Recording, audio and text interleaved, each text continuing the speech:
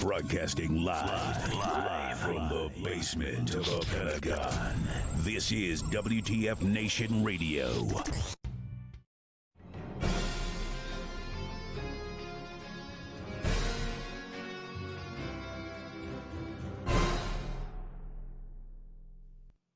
Hey, what is up? Welcome one and all. Today is June 30th, 2020. This is episode 21 of Pop Culture Warrior. This is the show where I stay up to date on all the ins and outs of what's happening in pop culture so you don't have to.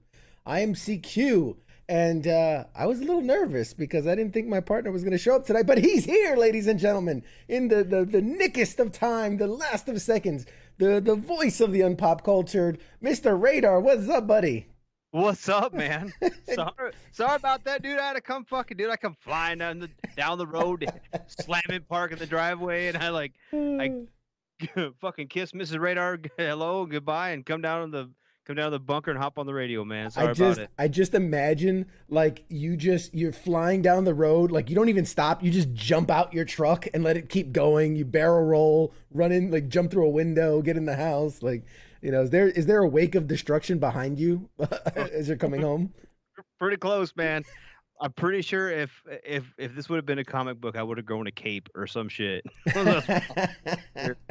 One day there'll be a movie about your exploits and how you just made it in the nick of time, right on cue. But welcome everybody. Obviously, this is Pop Culture Warrior. I'm CQ. We got Radar on the line. I'm super excited, man, because there's so much. There's starting to be more and more to talk about, right? For weeks, we have been scraping the bottom of the barrel of the pop culture world because everything's been shut down. Everything's been turned off. Everything's been halted. And we're just starting to see some forward momentum, and we're starting to get these morsels come in, and I'm obviously very excited to share them with all of you. But first, I would be remiss if I didn't talk about one quick thing, and that is, you guys are amazing. You right there, you on the screen right there. You guys are amazing. You know, we'd been pushing forward to try to get to 250 likes on the Facebook page, and it was you know, these things take time, and you got to be patient and word of mouth. And last week we hit 250, and I was super excited. We did the big prize giveaway, which, by the way, I have this lovely picture. If you didn't see it, on the main page, let's see if I can find it. Where are you? There you are. That, my friend, is Mr. Luis Rios. He was the winner of the big prize. As you can see, that's him with the prize package that he received just a few days ago. Ton of great stuff. This was random stuff, but it was, I got to speak to him after his name was drawn, and I said, listen, what is your interest, right? We all have different pop culture interests, and of course this is a mystery box, but I wanted to know, like, are you more into movies? Are you more into comics? Are you more into video games? He said he was into video gaming. He said he was into comic characters like Venom and Spider-Man. And so I put together a lovely prize package with a bunch of t-shirts, hats, swag, of video game stuff. I don't know if you can see it, but right in the middle there is a one-of-a-kind, an artist friend of mine drew that, but that's Venom. It's like a baby Venom. And in the picture, it says, like, thank you for your service. Lewis is of course a veteran. He's thank you for your service. Because of that, Venom won't eat your face today. And that's, of course, a signed headshot of Mr. Hercules himself, Kevin Sorbo. So that's a signed picture. And so it was a lot of fun putting that together. And like I said, it was more based on gaming and things like that. But I have a ton of stuff. So if you are to win a prize here in the future, you can pick comics, you can pick video games, you can pick movies, you can pick a mix of everything, and I'm going to put together a awesome prize package, and the prizes are going to get better and better and better as we grow. And I say all that to say that, again, you guys are awesome, because we took our time, we got to 250, and I said, okay, I guess when we get 500, we get another 250, I'll do another one. But I was like, man, that's going to take another couple months. Radar, I don't know if you've looked at the page. Do you know how many likes we are at today, right this second? 584. I wish. No. But we're getting close, though. We are at 469. We had 250 a week ago, and we are at 469. We're this close to another prize package going out. I think we could hit it by next week. Can you guys share this out there? Get the word out. We will hit 500. We will shoot out another prize. Bigger prize, better prize. It'll keep growing every time. So I'm super excited to do it. What do you think, man? We from 250 to 469 in a week. I didn't think it could be done. I didn't think so either. I'm so fucking happy, dude. I'm happy at us, but I'm happy at the folks, at the people. Yeah, because we do what we do, right? Whether we have 250 likes or 12, I'm still gonna do this. Right. I'm still haul ass home from work and fly downstairs. Kill a few people on the way. Yeah. Yeah. And I do it. I don't know. Hopefully we help people. Hopefully people enjoy it. But I don't really. It's nice to know that people like it enough to follow it on Facebook and all that stuff. But we're still gonna do it. And so, but it's nice to see that actual feedback and be like, yeah, people really do enjoy it enough to hang out. That's cool, man. I love it. Yeah, I'm super stoked. It's growing every day. I had a good friend of mine who made the, bold prediction that let's see if I can pull it up here. He said that by the year's end, right? We're about halfway through the year, so 6 months from now, by the year's end, his estimation was that Pop Culture Warriors Facebook page would have 2,500 likes, 2,500 likes by the end of 2020. I think that's a monumental, bold prediction on his part, but hey, maybe we can. And I would have thought it would have took us another 4 months to get to 500, but here we're knocking on the door. So thank you guys. Thank you, honestly, from the bottom of my heart. I'm so happy you guys are enjoying this and what we're doing, and I'm trying to make it better and better every time and do more stuff. But it really it's for you guys, and we have fun doing it. So yeah, enough pats on the back. Let's enough patting ourselves on the back. Let's talk some pop culture news, buddy. You ready for this? And by the way, quick hey to Mike, Grace, Doc, Leon. We got everybody in there. Marilyn, King, Matt. Everybody's. The chats are blowing up today. People are dialing in. Guys, drop a hey in the chats if you're there, and let us give you a shout out. We appreciate you being here. This is awesome. But let's get to some. Here's what are the people here for? They're here for the pop culture news. What's going on in the pop cultures? So let's get to it. All right. First up, I want to talk. Let's talk TV. Yay. Like my swoosh, my swoosh. I'm still one of these days. I'm gonna have a swoosh sound effect. It's gonna. Anyway, I might just record myself doing it and just play over it. Anyway, so some, like I said, COVID is obviously rearing its ugly head again. We're seeing a pop in cases, and it's affecting obviously how things are booting up. But there's some good news, and we'll get to some of the bad news. But let's start with the good news. A big show that is entering its second season, Witcher, on Netflix. Everybody's been raving about it. Henry Cavill's portrayal of the character from the video game Witcher. And, the second season initially was shut down, the production, back in March, obviously in response to COVID-19. But Netflix has just announced that principal photography on the second season will officially resume in the UK August 17th. So if you guys are a Witcher fan of the video game or the series, you won't, they're going to start production back up here soon. And, hopefully it won't be too long till you're binging on more episodes of The Witcher. Did you catch The Witcher on Netflix? You're so cute. No, I did not. I know. I like to ask. I didn't have time to pee before we. You think you have time to watch a show? No, I'm just kidding. I've heard mixed reviews on it though. Yeah. I have heard that to me, it kind of sounds like it's one of those like you either love it or you don't like it. Yeah. Like there's kind of medium. There's no kind of people like I've never heard someone say, it's all right. Either people loved it and said you've got to see it. You've done, you have to do this. Yeah, or don't watch that garbage. Yep, exactly. There's been very, very little in between. So, when it's like that, but usually those are the ones I kind of gravitate towards. Yeah. So I end up liking them, honestly. And honestly, I like that. I want to be one way or another on a show. I don't want to be in the middle. You're not remarkable. You're not memorable if you're in the middle. I want to either say I love that show or oh my god, what a hot stinking pile of garbage that was. You know what I mean? Like obviously you want to be on the good side of it, but at the same time, like I want a show that I can remember.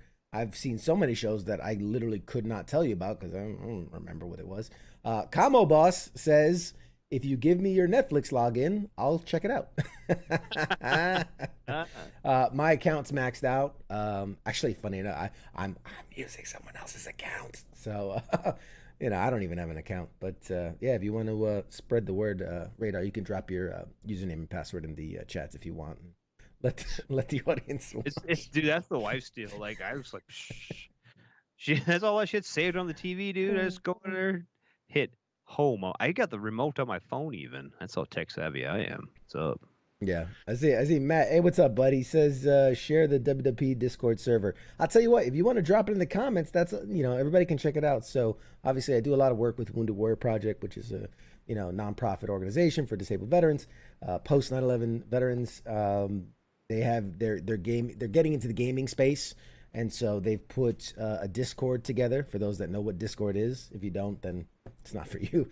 But if you know what Discord is, then you'll definitely want to check out the Wounded Warrior Project Discord server. It's really cool. A lot of guys that are looking to. Yeah, what's a Discord? I'm just kidding. I know what a Discord is. I know what Discord is. I know what a Discord is. That's the first sign that you don't know what Discord is. No, I actually do know what Discord is because I have kids. Oh man, it's too funny. It's a group of guys that are just gaming across not just video gaming, but they have like a D&D section. They have like board game section. Like they have a bunch of things. Monday Night Mayhem and all these different things. So it's a really cool server. So Matt, thanks, man. Leon says even I know what Discord is, and Leon's real old. Anyway, back to it. TV news. Witcher. Yeah. So they're going to be officially kicking off or resuming production in the UK August 17th. So that's great. How long? Okay, they're gonna start production again on August, in the middle of August, a month and a half from now. How long until we actually see the results of that? So you got to figure, even if they crash the schedule, you're looking at about 2 to 3 months of principal photography minimum. Mhm. And I mean, Yeah. it's a Netflix series, so they might get away with, maybe 2 months. And then a bit of time for special effects.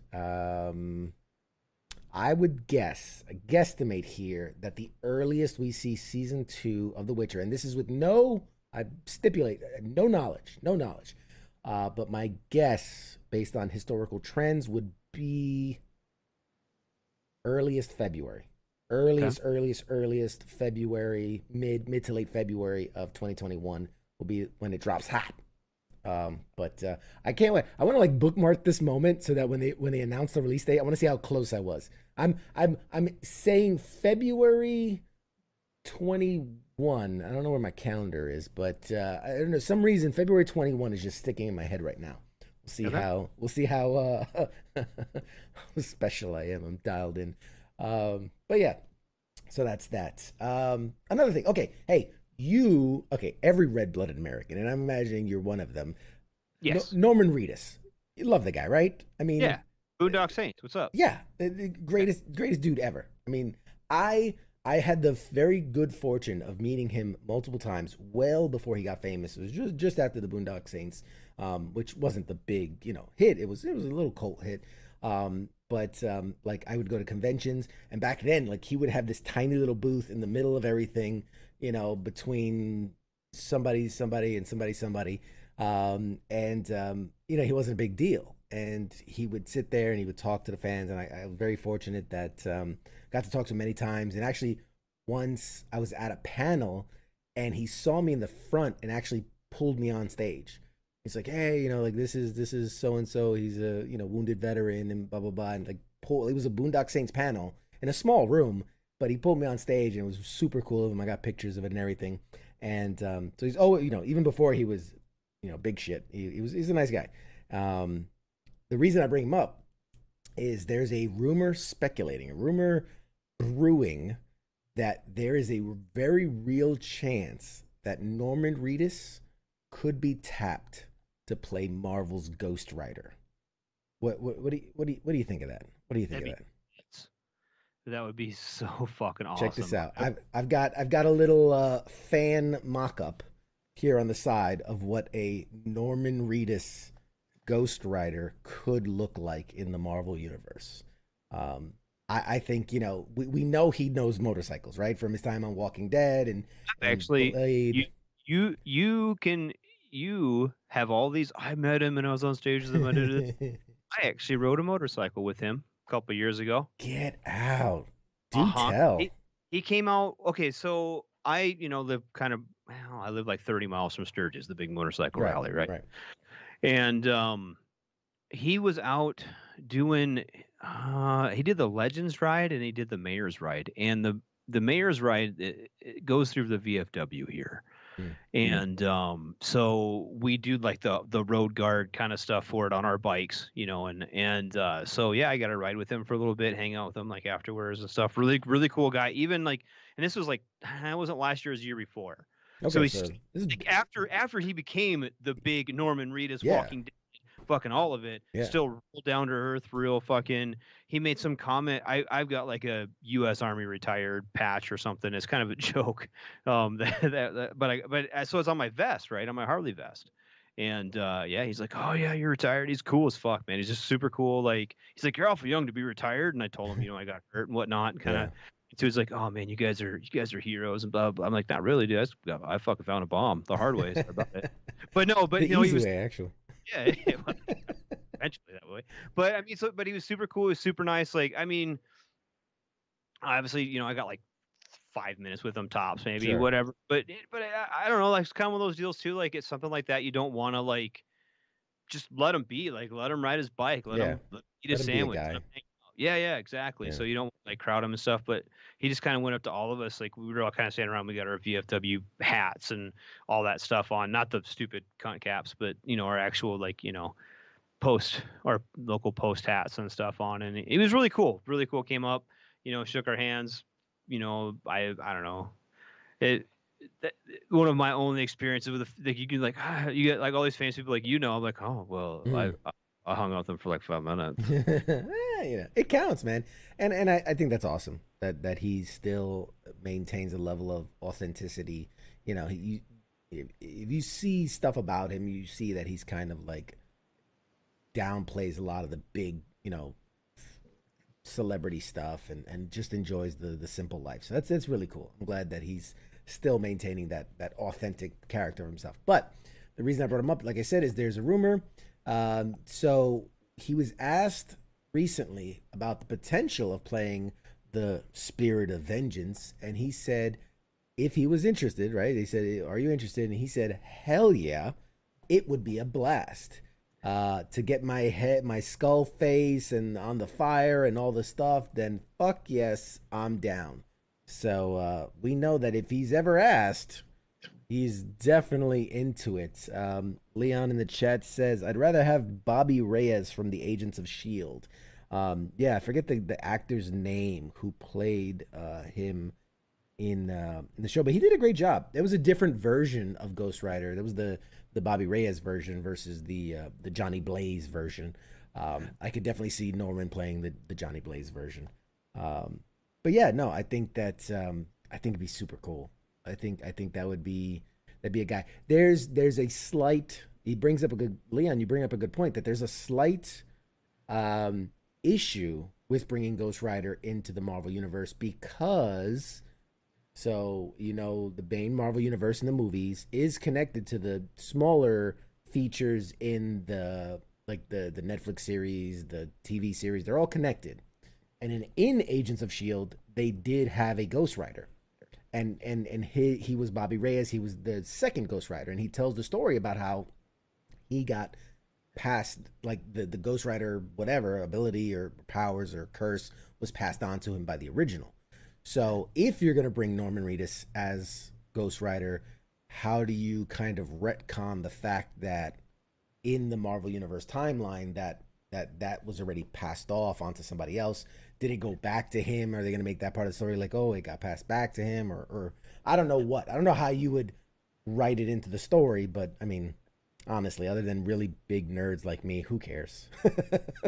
I'm the only one reading between the lines and like trying to figure out how's it all fit. I see Chad in the chats dropping the old Japanese hieroglyphics. Appreciate you, bud. Saying hi. Appreciate you. But yeah. So that's. What do we think? What's your pulse? You got your finger on the pulse of this. What are you thinking? Like, is this like a 50-50, a little bit more, a little bit less? Like, I honestly think that there are conversations that are happening behind the scenes because we know that the next few movies are like Black Widow. Um, what's after that? Like there's gonna be Guardians 3. There's gonna be Black Panther 2. We know that. We know Doctor Strange 2 is coming. So behind the scenes, they're already working on what's called, like this is phase 4 coming up. So they're already working on, okay, what's going to be phase 5.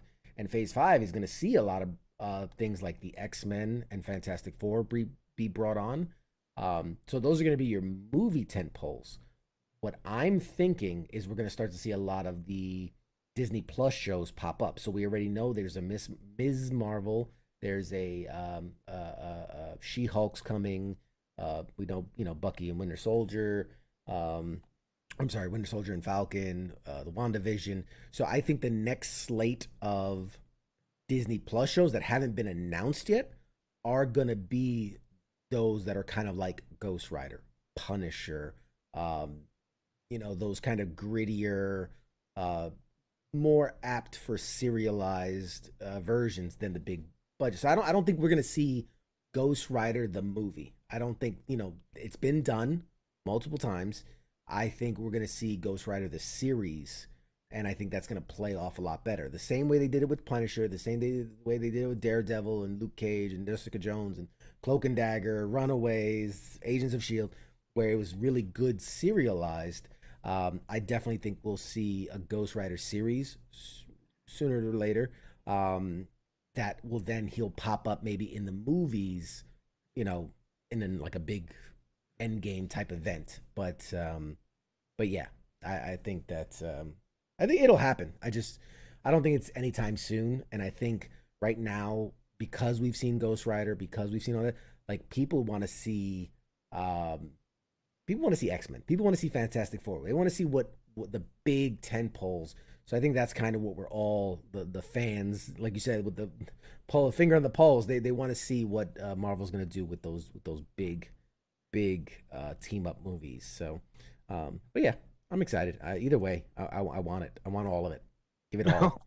You want the movie and the fucking series. I want all of it. I want all of it. Give it to me now. I'll buy the cereal. Give me give me the cereal. I'll take whatever I can get. And the screen's your new tattoo. Like, pretty much. So yeah.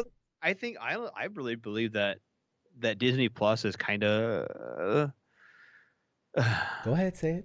Okay, so we're talking about this the other day, and the Mandalorian came out, and they're talking about the next Mandalorian's coming out. All that stuff. It's gonna be a minute, but we got that, and their animated classics. We've gone through all those and stuff. Is kind of at least for the Radar household, we've kind of reached the end of it. And they're really not that seen releasing a whole lot of new content. So if they're going to, I think they're kind of at a junction right now, because there are so a lot of people that are quarantined and all of the things, and they're really to the point where if they want to stay competitive with Netflix especially, but Prime Video is big, and all the other ones that are still releasing new content, Disney Plus is kind of like stagnate. They stagnate a little bit. I'll tell you what, and I hate to cut you off. I agree with you. I do feel that they're kind of stumbling out the gate. I don't think it's their fault, because if not for COVID-19, Black Widow would have already hit theaters, and we'd literally be days away from Falcon and Winter Soldier, the series. So it was COVID that really pumped the brakes on all this. And that's out of their control. They planned a really good schedule where a new show was coming out it was like 2 to 6 months. A new show was coming out, and COVID, like it did with so many other things, really screwed up the plans, gummed up the works. Now they have season 2 of The Mandalorian, which I think is slated for November.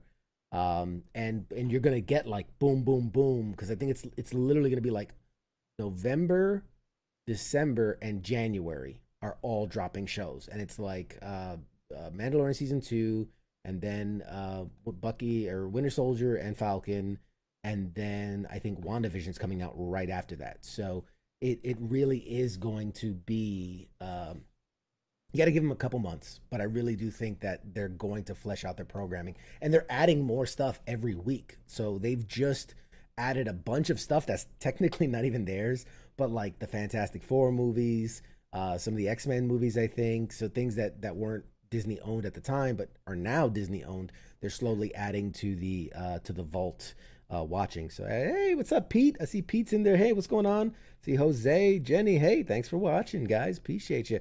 And Heath in the chats. Oh man, you dropping the knowledge. He's talking about Man Thing, Union Jack, Jack of Hearts, The Exiles, Alpha Flight, Omega Flight, The Great Lake Adventures, Namor, and Doc Savage. Yeah, that's all untouched property, with I think the only one that's kind of been hinted at so far is Namor. There's been little Easter eggs here and there for that, but there was even a rumor for a while that they were thinking of kind of switching up what they had in line for Black Panther to kind of give him kind of like a foil that wasn't necessarily a bad guy, but have like Namor, because he's very much the similar. He's a prideful prince of this region, and have them kind of butt heads. So there was a rumor that was kind of in the works. So still haven't seen what's going to come of that yet. But I'd be excited to see them bring in Namor, because I like him, because he's kind of like Loki, but a little bit more good, because he's kind of an asshole. He's kind of arrogant. He's a ruler of under the sea, and he doesn't really like the people on land, because they pollute the waters and all that. And but yeah, he's kind of a cool, interesting character. So we'll see what they do with that. Hey, what's up, Jeff? Thanks for tuning in, man. But yeah, next bit of business is something that a lot of people look forward to every year. We already know that the Academy Awards, right, the Oscars were completely pushed off for this year, but it's looking like they're going to get affected for next year as well. So the upcoming ceremony, which was originally set for February 28th to April 25th, is looking like it's going to get pushed back further. So basically, here's the story. So the Academy Board of Governors has voted to delay the upcoming ceremony. This will allow the window of competition to be extended, so making the field of entries even bigger. Usually, a film has to debut before December 31st in a given year to qualify for the Academy Awards. In this upcoming ceremony, the window will be extended into 2021 for the same award show, accounting for the films that have been delayed due to the pandemic. Otherwise, it'd be a very small pool to pick from this year. Most years sees the films, the festivals like Cannes Film Festival, Venice Film Festival, as launching pads for the Academy Awards and other major shows.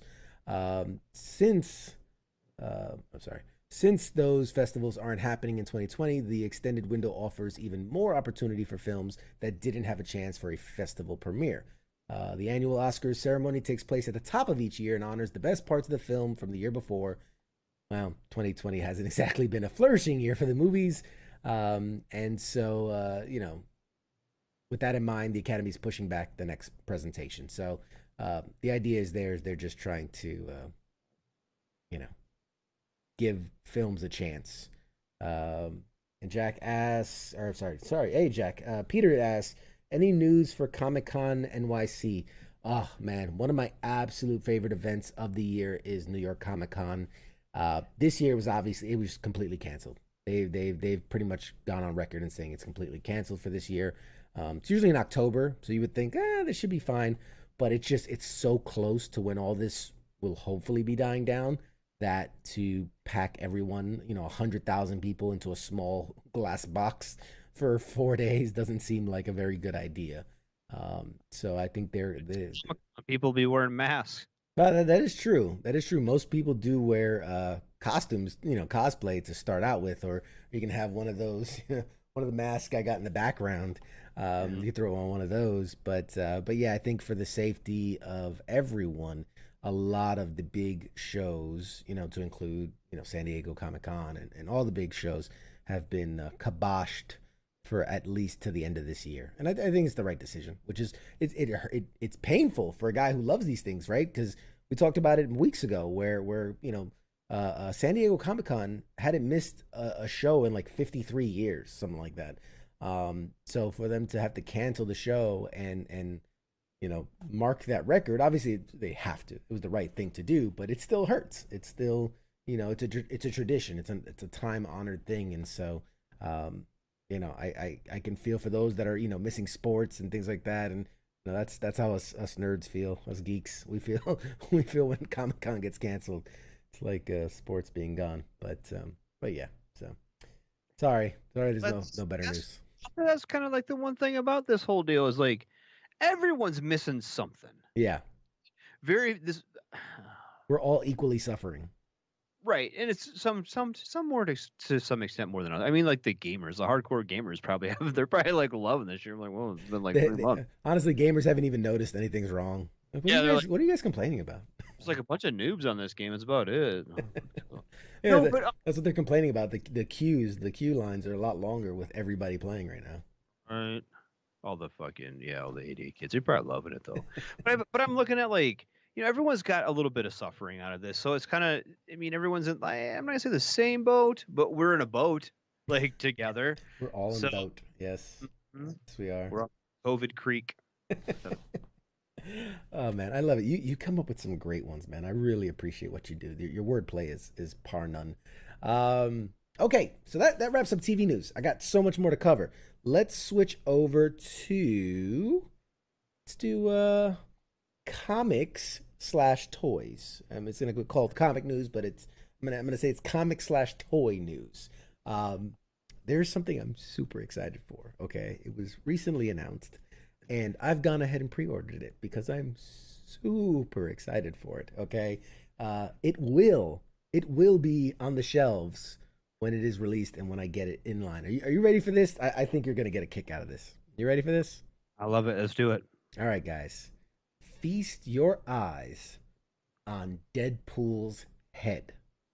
This is the talking severed head of Deadpool, courtesy of Marvel Legends. So the same company that brought you a Thanos glove and the Iron Man helmet and all those other great, wonderful toys and props. This is Deadpool's head. So I'm going to read you a little something here. It says, toy company Hasbro has always been looking out for the adult collectors and with their studio series movie props. With Marvel acquiring the rights to X-Men, they've revealed the next big thing, Deadpool's severed head. You can now pre-order this premium interactive head for $99.99, and just like their interactive Baby Yoda, Deadpool's head also comes with its own mechanisms, meaning he can emote, he can move his eyes and jawline. The figure also comes with over 600 lines of dialogue, but it's not going to be Ryan Reynolds' voice, unfortunately. I know, sorry. Oh, I asked that. He actually do it or no? But unfortunately, no. But here's the official description from the jerks that brought you Marvel Legends, including the shiny, expensive glove and a bunch of helmets with glowing eyes. Ooh. And a ton of build-a-figure pieces that you'll step on one day, comes the premium, interactive, app-enhanced Deadpool's head, featuring over 600 lines of content that are absolutely not guaranteed to be funny, because nothing in life is really ever guaranteed. But we tried. We really, really tried. A bunch of comic book writers, editors, stand-up comedians, and hacks from Hasbro worked as hard as they possibly could to make you laugh. So we hope you laugh. We need this, okay? Ahem. Anyway. It's definitely a head that looks like Deadpool's head, though if Deadpool were a real person with, a head. So, yes, that is awesome. I'm going to play you a video, all right? They released a commercial. All right, you guys, just watch this. Just watch this. Enjoy. Hi, I'm Deadpool's head. Not to be confused with Headpool, different guy. Well, judging by your lack of muscle definition, I'm surprised you could even lift me. Good for you. Hold me close and call me Logan.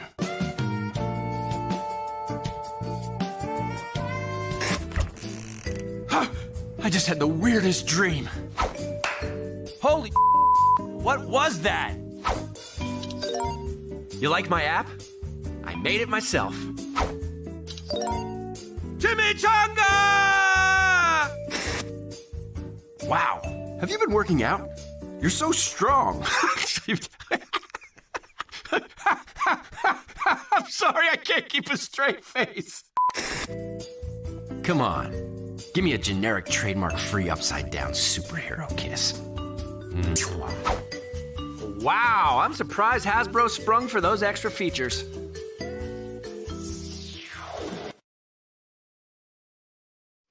All right. So, what do you think, bud?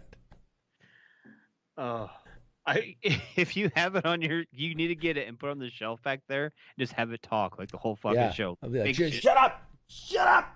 Shut up, Deadpool's head. I mean, it looks so much fun. Obviously, tons of things it can say. With the app, I was reading, like, you can even set up pranks. So, like, you can through the app say, like, have it that I'm putting you in the refrigerator, so that it's light activated, it's motion activated, so that when someone opens the fridge, he's like, oh God, I'm freezing. I've been stuck in here forever. Like all the different, you can actively engage with the pranks. So Stefan says, it's an app. It's basically an unsecured device, so the Chinese can listen in more than Alexa and Siri. Yes, definitely. This is definitely a device that the Chinese will be listening to you through. Definitely. And I think it's worth it. I think totally. It's totally. Okay, I'm gonna say that people are like, oh, the Chinese are gonna listen. What the fuck are they gonna listen to at my house? A bunch of kids are. Like they're gonna get their update on pop culture news. Then that's what they're gonna be getting from me. Hell yeah. Hey, Kaz. Hey, what's up, Kaz? Kaz says that maybe Deadpool's head should co-host the show and give Radar the night off. he'll be on time. Yeah, right. At least he'll be here when the show starts. I was here when it started. I just wasn't here for anything prior to that. Yeah, but I think it's a fun, goofy thing. Obviously, I already collect most of the stuff, but when I saw this and I heard about it, I was just like, oh my god, yes, you assholes, you got me hook, line, and sinker again.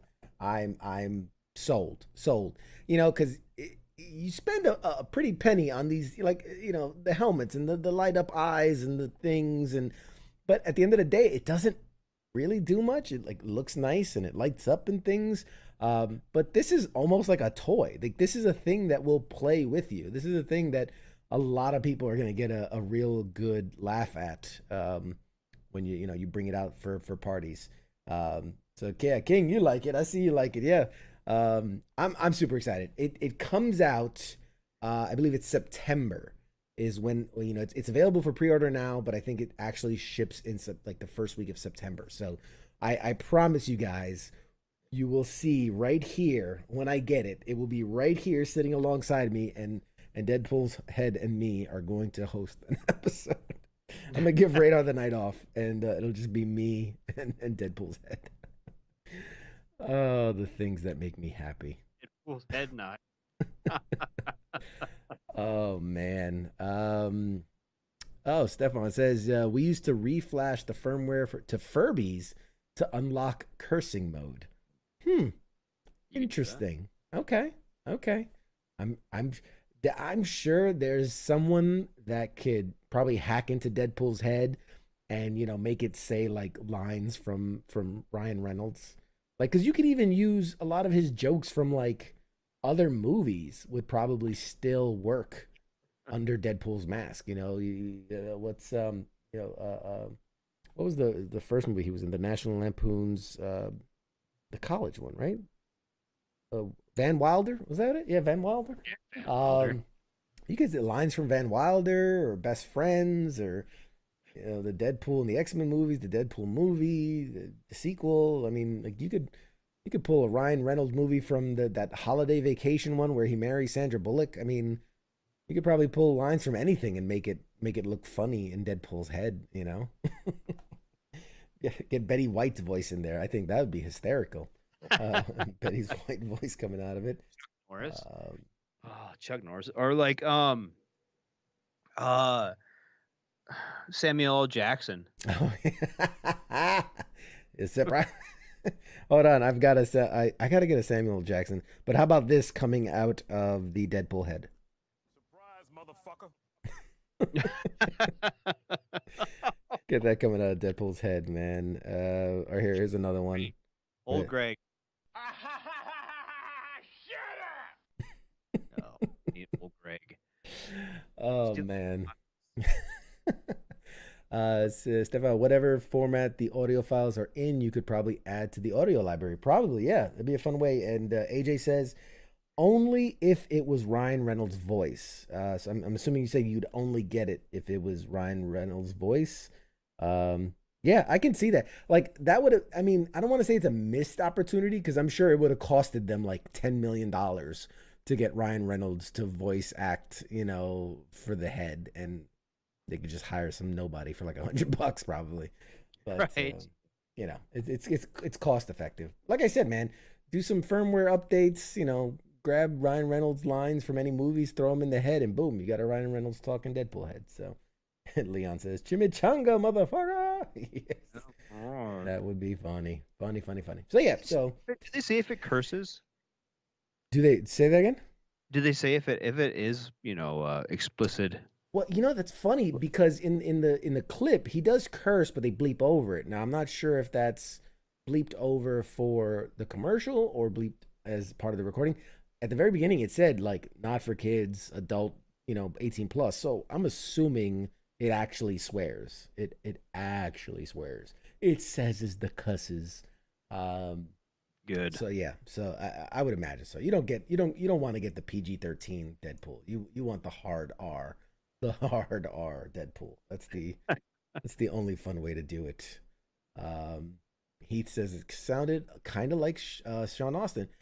I mean, Kinda. I could see it. Yeah, I could see it. Kinda did. It kinda did. I don't believe it was him, but it kinda did. Um, let's talk. How are we doing on time? Oh, we're doing great on time, man. Just moving through it. Let's do video games. Video games. Video games. So in the world of video games, one of the biggest releases of like ever recently, The Last of Us Part 2 for the PlayStation 4.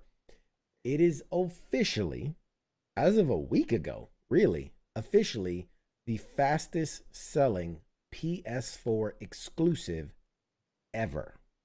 Okay? The Last of Us Part 2 officially sold over 4 million copies within about 3 days of its release, making it the fastest selling PS4 exclusive ever. Senior Vice President of PlayStation Worldwide Marketing, Eric Lempel, took to PlayStation.blog to reveal this milestone, all but confirming that The Last of Us Part 2 has surpassed Marvel's Spider-Man as Sony's fastest ever exclusive for the PlayStation 4 in just its first 3 days. So, you guys in the chats, all you guys watching, anybody playing Last of Us 2? Anybody play that game yet? This is the first console generation where I don't have a PlayStation. I don't have a PS4. I've had every PlayStation before that. There weren't enough exclusives for me to justify paying for another, expensive console. But if there were any games that I'd really want to play, it would be The Last of Us 2. I played the first one and it was mind-blowing.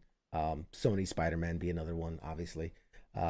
But yeah, The Last of Us, I've watched a lot of the gameplay footage and seen the stuff. It looks gorgeous. I mean, it's controls look tight, stories is where it's at, and very compelling stuff. So I do hope one day to play the game, whether it be I end up getting a PlayStation, which I highly doubt.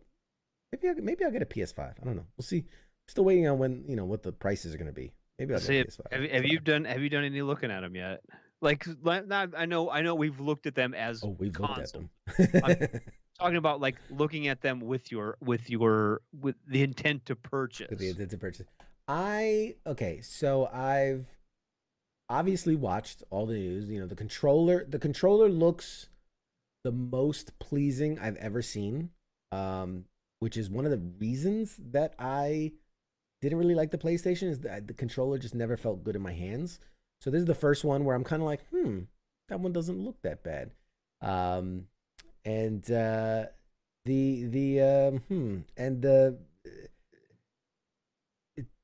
don't know, man.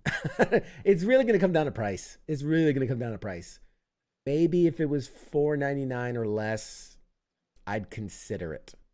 But anything more than that, because you already know the Xbox is going to be, it's going to be a whopper. I mean, it's going to be an expensive, it's going to be expensive. So,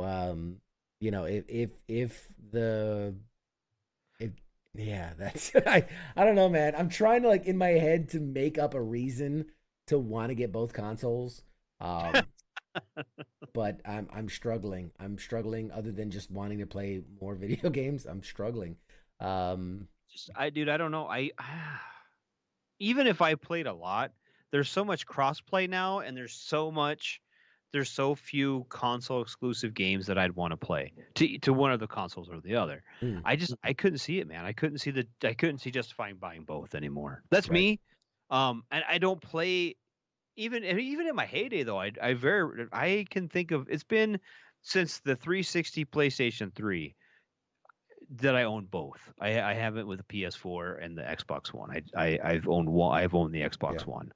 Well, I mean, you get the excuse of like having kids and be like, one of my kids really likes the Xbox and the older one. If you go around the house right now, combined in our home, there's a couple PlayStation 4s, a couple different Xbox Ones, and then a couple Switches.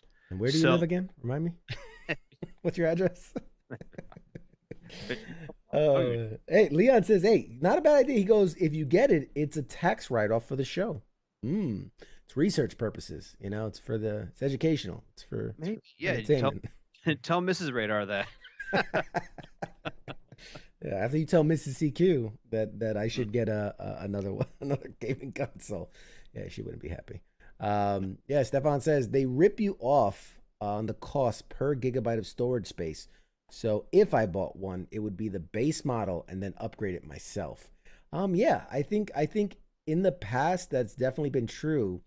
With this generation of consoles so far, based on what we know, I don't think they're gonna have different tiers of storage, kind of like an iPhone where you can get the 64, 126, 256, whatever. They're going to just have the base and then you can get expandable storage. Everything I've read so far says that it'll have the standard 1 terabyte built in, and then they're going to have like almost like a slot drive that you can expand the storage above that. But that's going to be the only model you can buy. Now, eventually, 6 months down the line, a year down the line, they'll make a 2 terabyte model and a 5 terabyte model, and all they'll get crazy with it. But based on everything I'm reading for the launch of this holiday season, it looks like it's one version. The PS5 is going to have two versions, but the only difference between the two is going to be one has the disk drive and one is for like digital only. So, but the storage size will be the same, just like everything else. So yeah, so it's a good point. It's a good point though. So yeah, so that's that. And speaking of games, and this will kind of be our last probably point before we go to break. But I have a question for you. Like obviously, you know, I know you're not a hardcore gamer, but you do game. You understand games, Okay. and you, I'm sure, have bought many a games in your lifetime. Obviously, am I wrong to say that for the most part, when you've bought a game that's not used, you know, we're talking brand new game, you've paid $60 for that game, correct? Ish, yeah. Yeah, Somewhere. right. Yeah. Between like usually between like what 50, 75, something like Yeah, that. Sure. exactly. Okay. So, a former PlayStation boss has come out and on the record said that AAA titles, we're talking the big ones, right? The Halos, the Grand Theft Autos, the the big, the Last of Us um, that those AAA titles, their development at the current way it's done is unsustainable for the future. And basically, the gist of this whole kind of tirade he went on is that games have always costed us, the consumer, $60.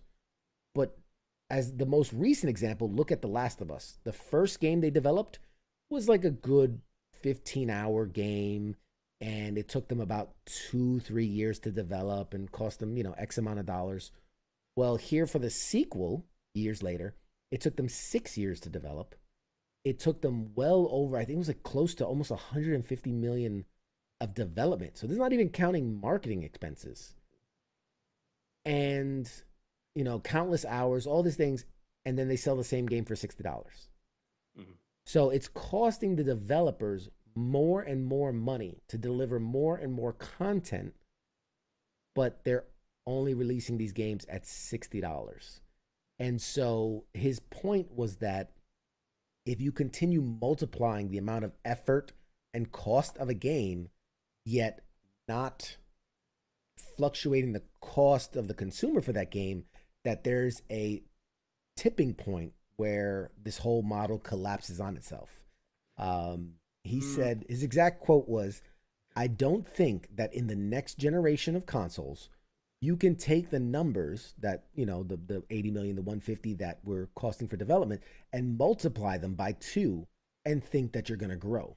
I think the industry as a whole needs to sit back and go, all right, what are we building? What's the audience expectation? And what is the best way to get our story across and say what we need to say?" Basically, he's saying, these games are getting bigger and bigger and bigger, and the budgets are matching that, and yet you still, he says right, despite the rising cost of game development, prices have largely stayed the same for generations. It's been $59.99 since I started in the business 20 years ago, but the cost of games have gone up 10 times. If you don't have elasticity on the price point, but you have huge volatility on the cost line, the model becomes more difficult. I think this generation is going to see those two imperatives collide.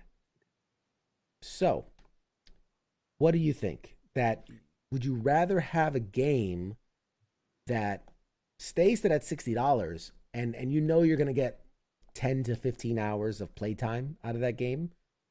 Or do you expect your games to be like, Grand Theft Auto 5 and Last of Us, where they're 20, 30, 40-hour games, but then to kind of balance it out, they'll have to charge you $80, $90, $100 for that game? No, I think Christopher Nicewanger in the chat has the best explanation, and I think it's worked out perfectly for them is microtransactions. You look at I play World of Tanks, right? I've played World of Tanks for like 7 years now, right? It's free. It's free to play. You can download it right now, full free on PlayStation, Xbox, PC, all of them, right? Doesn't cost you a thing. All of the add-ons, and it's one of the most profitable video games in history. Mm-hmm. You know what I mean? Like, and not costing anything. All buying all the free, buying gold and buying the tanks and all these stupid, and they have warships and they have warplanes, they have all different kinds of shit, right? And you look at Call of Duties now, all the microtransactions, them Fortnite, fuck every day. Every single day, I have a child asking me to buy V-Bucks every fucking day. So they have, free to play is the best model as long as the company can continue to develop on a platform. Absolutely. And I would hazard to say, I think Call of Duty is kind of touching on that with this Warzone and having that free and seeing how much traction that's getting. I really, you can't. I agree with the concept of this conversation. We cannot have the $59.95 game anymore without add-ons, without something. Yeah. If you're not going to have the microtransaction, you're not going to have it, a season pass or something like that. You have to up the price of the game, the original price of the game. Yeah. For like a Madden or something like that. I guess I haven't played Madden in so long. I don't know if there's microtransactions in there or not. Yeah, kind of coins and things you can buy. Yeah. Yeah, but it's not. How advantageous is it to purchase that? Right. You know what I mean? If you make it advantageous to purchase, I'm not saying pay to win. I won't play a game that's really like pay to win. But like for like World of Tanks, for example, if you buy premium time, you can advance faster. Right. You don't really, in each particular match, you're maybe not better or worse, but you're not stuck playing the shit lower tier tanks forever if you don't buy premium. And I've always like XP boosts. A year premium is like $60. I figure $60 is what I'm going to spend on a new video game anyway for the year. I'll buy a year premium. If I use it, I use it. If I don't, I don't, kind of deal. You know what I mean? So it's the same, but they're making money hand over fist. And I feel like these guys that they're smart enough to develop video games. They should be smart enough to figure out how to make money off the video games. They don't need my dumbass in my basement telling them how to make money. Yeah. And then the article talks about it too. The article talks about how that game developers are increasingly looking to microtransactions to help expand the profitability of games. And they say, in fact, it's a bigger news story these days if that AAA game doesn't have microtransactions. Like, that's the bigger news because they need to find ways to recuperate some of that cost. The play to win, yes, I agree with Chris. I agree with you. Pay to win is probably one of the most infuriating things of recent gaming that a lot of gamers don't like. The idea that, I'm grinding for hours to get a good gun, let's say, and some kid that got it for his 9th birthday with a gift card of bucks can get the best weapon and just destroy me instantly. Yeah, that doesn't feel good. That doesn't feel good at all.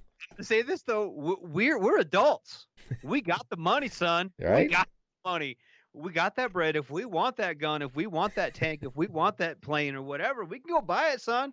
Like I'll drop $20 on a tank if I need to, or on a gun, or I don't. But here's my thing. This is the way I look at it. I am not going to spend $60, $70, $100 on a top tier game, and then in addition do microtransaction. Like, you got to kind of fucking pick one to me. Yeah. Like I'm not going to put no $5,000-$6,000 fucking video game. Sorry about it. Not happening. No, Tim said in the chats, he said that I'd rather pay more, a small price increase, for better games. And I agree. So if I know, like the thing that drives me nuts is I'll pay the same $60 for one game that I played for 4 hours, either burned through it or just was like, this is garbage, and pay the same $60 for a game like Grand Theft Auto, which will keep you busy for fucking 10 years. So I'd rather go into and say, look, this game's $100, but you're going to get 40 hours. You're going to get 60 hours. You're going to replay this game over and over. And then that game that, like, they know you're going to go through it in 3.5 hours. They know you're going to get bored of it. Charge me $20. You know what I mean? Mm-hmm. Adjust the market. I'll buy more of those cheaper games. I'll be like, for 2 hours, 3 hours, that's like going to the movies, right? Like I paid $18 to go to the movies. I'll pay $20 for a 3-hour game, 4-hour game. Cool. You know what I mean? Like let's do that. Let's move the market that way so that we can adequately market these games at the prices they deserve to be at, not come out at 60, milk what they can, and then a month later be in the $5 barrel because nobody wants that piece of crap. You know what I mean? Let's adjust the inflation of those games, and then the bigger titles can charge more money. They can charge $80. Now, you already see it. They're already testing the waters. Madden, I just pre-ordered, you spoke about it, I just pre-ordered Madden for this year. Same $60 game I always get.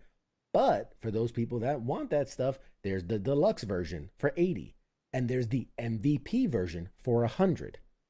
You know what I mean? And it gives you all this extra bonus stuff and stuff I don't need.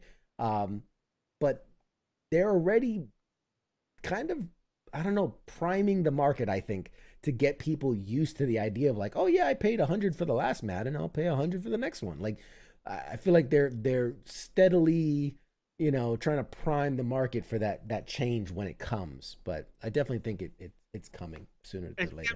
I'm not against it either way. Like I said, I don't agree with, and this is me, I'm not going to buy a game, no matter what game it is. I'm not going to pay top dollar for a game and then pay a shit ton for microtransactions. Not going to happen. If that's whatever Infinity Ward or whoever thinks is I'm going to do, not me, right. Not right. But there would be kids to do it. You know what I mean? And I don't know. You get all these people that, I mean, look at, Fortnite's making crazy money. All these, they're making money with both. God, how do you do that? How do you say one is better than the other? Which one is better? Right. And that's whatever. I get it, but I don't know.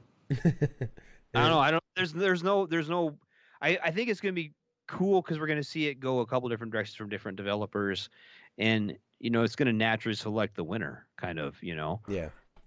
So let's do it. Let's do this. Let's see what happens. All right, well, guys, we've come to the top of the hour. We're going to take a short break. You guys got a bunch of great comments in the comment section. I love them all. I'm reading them. Talking about Bethesda milking the shit out of Skyrim. I agree with you. I mean, it was a great game, but I agree with you. And Stefan with the development cycle stuff. It's all on point. You guys are spot on. Appreciate you guys, staying in the chats and being active here. We're going to take a small break. We come back. We're going to talk a little bit more about gaming, a couple more gaming stories. We got a ton of stuff to talk about, movies, a couple of WTF moments of the week we're going to talk about, and then we'll have the comedic stylings of Leon Gray closing out the show. So don't go anywhere. Stick around. We will be right back. Shots.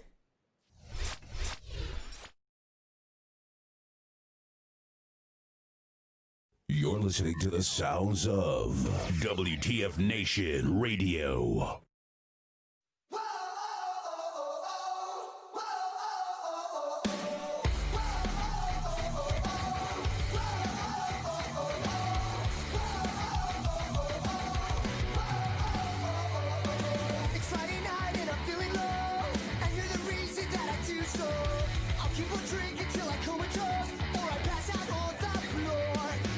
You got me staring out the window.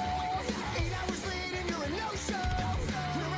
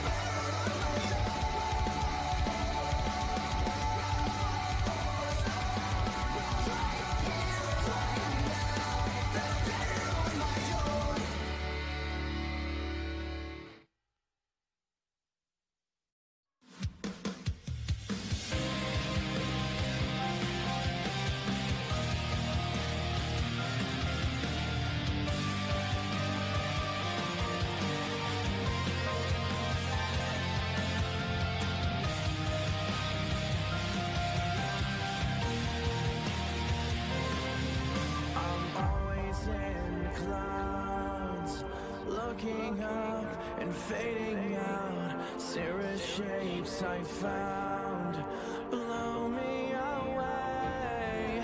Van Allen right around, pushing through. Skin is brown, nature has us trapped in fear, so I get lost in sound. I wonder if you'll ever know why I am the way I am. I've been thinking a lot about time and space surroundings. Is there anyone who is thinking like me? I've been thinking a lot about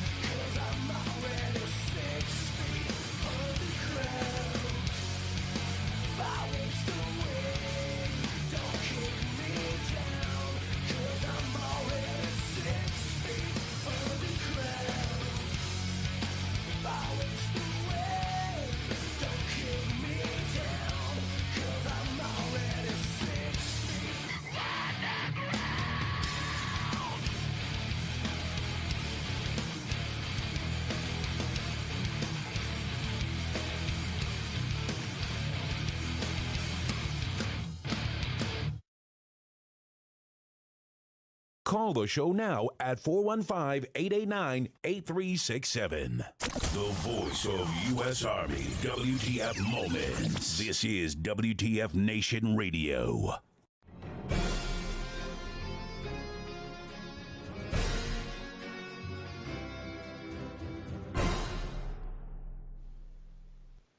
Welcome back, everybody. Welcome to hour 2 of Pop Culture Warrior. Lots more to discuss, lots more to cover. I am your host, CQ, as the spinning cube says. And with me, as always, is my lovely co-host, Deadpool Head. Radar. You there, buddy? I'm here, man, with my Deadpool head on. What's up? I'm gonna replace you one of these days. Deadpool. That cracks me up still. Oh man. Anyway. Oh, so many things to do. Hey, Chris, man, you still chatting up? I love it, man. They really got the gaming news. Really got people chatting. Kaz with the CQ cubed. Hey, Kaz, if you want one of those logos, man, I'll do you up. I knocked it out. It wasn't too hard. I'll give you a little spinning Kaz cube, the Kaz cubed, if you will. Both spellings are correct. That's very funny, Radar. You're a funny guy. Yeah, so let's do it. Let's dive right into it. I have a ton of movie news that I want to cover. Swoop. I do love my new effects. I really do. They're just missing the sound effect. That it bugs me, and I hate that I keep bringing it up, but I just need a swoosh, a whoosh, a something. This week, it's happening. Mark my words. This week, I'm developing the swoosh, whoosh, swipe sound effect for my stuff, because it's a little too bland for me. And Kaz, I will show you how. I'll hook you up, man. We'll get offline and we'll talk. So movie news, man. Movie news. You ready for this? Oh yeah, let's do this. All right. Let's do this. All right. So, excuse me. Some sad news. We're seeing more delays. We knew this was coming. As we were getting closer and closer to theaters reopening and getting closer and closer to the tent poles that were going to be coming up, we're seeing delays again. That's okay, though. There's shorter delays, which is a good thing. So first up, Tenet. The Christopher Nolan's next epic movie, Tenet, has been delayed to a mid-August release due to, obviously, cases spiking around America. So instead of July 31st, as it was rescheduled, it will now be released on August 12th. Some had already been wondering if the film was going to make its date, seeing as how theaters were still trying to figure out how they were going to reopen and where they would reopen. And this is a big blow for the big chains like Regal, Cinemark, AMC, and others, because Tenet was one of the few movies that would premiere in theaters as, kind of the gates were lifted. A Warner Brothers studio spokesperson delivered the statement saying, Warner Brothers is committed to bringing Tenet to audience in theaters on the big screen when exhibitors are ready and public health officials say it's time. In this moment, what we need to be is flexible. We are not treating this as a traditional movie release. We are choosing to open the movie middle of the week to allow audiences to discover the film in their own time, and we plan to play longer over an extended play period far beyond the normal to develop a very different yet successful release strategy. Chris, he says, when the Lord of the Rings series is coming out? Soon. I think it's early next year, the end of this year. I'll find out. I'll put it up there. Yeah. So have you seen the trailer for Tenet yet, Radar? I believe so. I believe it's what I've actually seen. It's weird. It's weird because they're still being very super secretive about like what this movie's gonna be about. Like, he's come out on record as saying like it's not a time travel movie, but I definitely think there's some time manipulation happening in this movie. So yeah, that'll be interesting to find out. I really want to see this movie. I really want to see this. Christopher Nolan rarely, if ever, disappoints when it comes to these epic movies, and I really want to see it. So what are we saying? Stefan says, my opinion, in today's world, even prior to the virus, theaters were an outdated business model. When you have studios who can release straight to streaming, they were already going to go that way of the Buffalo and the Blockbuster. Yeah, I definitely think this is, how do I want to put this? I think that this whole situation has definitely opened a lot of eyes in that there is an avenue for releasing movies outside of theaters, right? The straight to streaming or the video on demand market. But I do still feel that in our lifetime, we're not going to see the end of movie theaters like the way like drive-in movie theaters kind of went out or Blockbuster went out. I just feel there's always going to be those few big tentpole movies that really like you have to see on the big screen. Avengers Endgame, you gotta see that on the big screen. Even Christopher Nolan said Tenet was made for the big screen. Like it's an epic. It's not gonna look the same. When Avatar was in theaters, it smashed records because it was one of those movies like you had to see it on the big screen. Like that's where it shines. And so I don't. While I do think this situation specifically has really hurt the movie industry and it's really hurt theaters specifically, because even movie studios are just going to release movies later, but theaters can't ever make up that lost profit for the months that they weren't showing.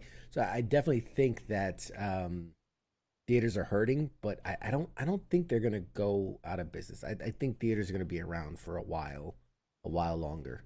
I don't know, Radar, you got a read on that? I mean, I think they'll be all right. I really do. Yeah. I find it hard to believe that the movie theaters will be completely out of business. I think they might change. I believe that they are going to have a different feel to them. I mean, I don't think. I mean, I find it hard to believe it's going to just open back up like tomorrow, like nothing ever happened. Right. But I'm really curious as to see like what is going to change. Are they going to have less people? Are they going to, what are they going to do? So I'm excited about it, but I'm kind of like, man, I'm hesitant too. I'm not going to be the first in line to go back to the theater. I'm not. That's not me. Yeah. It's understandable. And I don't think that's some people might go, oh, that's a fear response or whatever. Like, no, I think that's a legitimate concern. And I remember we talked about this a couple weeks ago. I'm saying this too. Like, you are a whole lot bigger into that scene than I am. It's been a minute since I've been in the theater anyway. And the more that you and I talk and the more that I learn about these things, I become more and more excited about some of it. But I'm still not in a fucking. I would love to take Mama out, take Mrs. Radar out to dinner and a movie. I would love to do a nice date like that. but I don't at what cost and Mm, what, you know what I mean? yeah. So get it. It's just kind of, I don't know, man. And I think there's a lot of people who are like me too, are like, I'm not super cautious. Like, I don't like not go to Walmart. I don't not go out in public. I'm not locked in my basement all the time. I Right. still go out, I still go to work. I still do my things, but I don't take any extra steps. Like, I don't just go to Walmart and start licking the cart and shit. And then, I mean, Were you like, doing that before COVID-19 came out? maybe a little bit. I mean, Living your but life to the best, man. oh, yeah, I eat skirt, but but you look around now and it's kind of like, well, what? How do you want to? God, how do you want to, Yeah. proceed further? And Is it that's where I'm. worth it? Is it worth it? It comes down to, is it worth it, right? Is Yeah, putting myself at risk worth it? Or Heath, great point. Dark Tower sucked, and that was very sad because I thought that could be a really great movie, and it was a tragedy what they did to that movie.